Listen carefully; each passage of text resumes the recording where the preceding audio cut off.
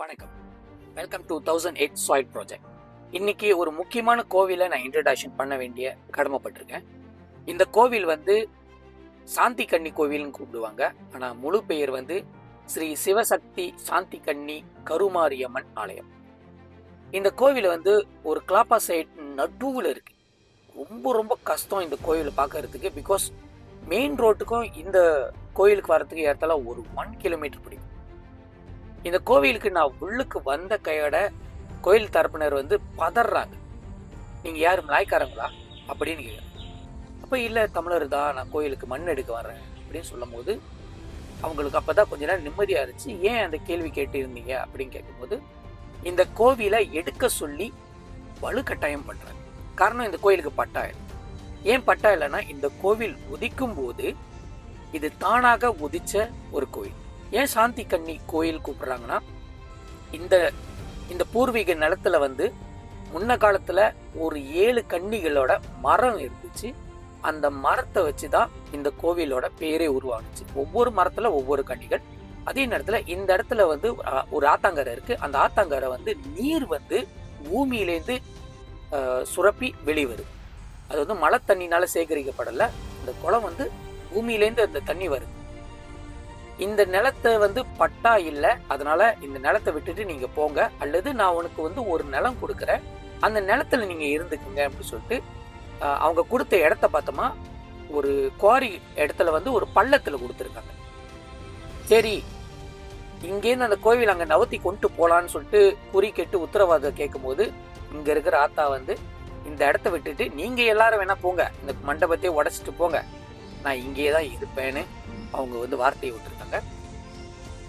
அதை கேட்கும் போது ரொம்ப கஷ்டமா இருந்துச்சு. இந்த கோவிலுக்கு சொந்தமான தேர் உண்டு.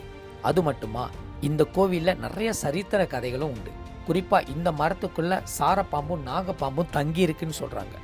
அது மட்டும் இல்ல, சுத்து வட்டாரத்தில் இருக்கிற மக்கள் அவங்களுக்கு பிறந்த குழந்தைக்கு இங்கதான் பேச்சாயம்மனுக்கு படையில போட்டு சந்தோஷமா கொண்டாடிப்போம். இந்த சக்தி வாய்ந்த கோவிலோட ஒரு பொடி மண் கிடைக்கிறதுக்கே ரொம்ப பாக்கியமா கருதுறேன்.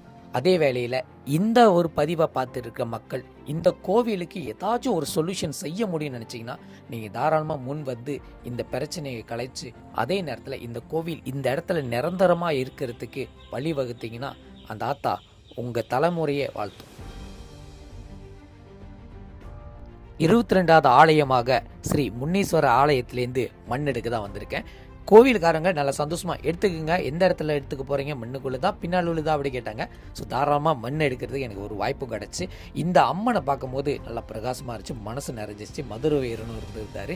ஸோ எல்லாரோட அருள் வழியாக ஒரு பிடி மண்ணு கொடுத்தாங்க. அந்த மண்ணை எடுத்துட்டு போயிட்டு கூலி மேரா எஸ்டேட் ஸ்ரீ மகா மாரியம்மன் பூமி பூஜையில போயிட்டு கொடுக்க போறேன். ஸோ அந்த ஒரு காட்சியும் இன்னும் கொஞ்ச நாள் நம்ம பார்க்க போறோம். இந்த ஒரு பிடி மண்ணை காணிக்கையை கொடுத்த கோவில் நிர்வாகத்துக்கு நன்றி தெரிவிச்சுக்குவோம்.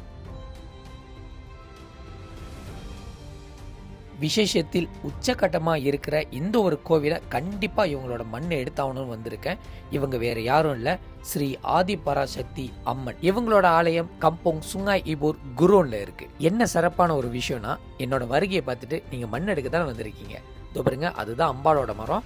அங்கே எவ்வளோ வேணால் உங்களுக்கு தேவைப்படுற அளவுக்கு நீங்கள் மண்ணை எடுத்துக்கலாம். இது கோவிலோட அன்பளிப்பாக எடுத்துக்கோங்க அப்படின்னு சொல்லிட்டு கொடுத்துருந்தாங்க. அது சந்தோஷமாக எடுக்கிறதுக்கு எனக்கு ஒரு வாய்ப்பு கிடைச்சி, இந்த வேலையில் கோயில் தரப்பினர்களுக்கு நான் நன்றியை தெரிவிச்சுக்கிறேன். இன்றைக்கு 3 கோயிலேருந்து தான் மண் எடுக்க முடிச்சு. இந்த பயணம் மேலும் தொடரும். ஃபாலோ பண்ணுறவங்களுக்கு நன்றியை தெரிவிச்சுக்கிறேன். கண்டிப்பாக உங்களுக்கும் ஆசீர்வாதம் கிட்டும் என்று அருள் வாக்கு பெற நான் பிரார்த்திக்கிறேன்.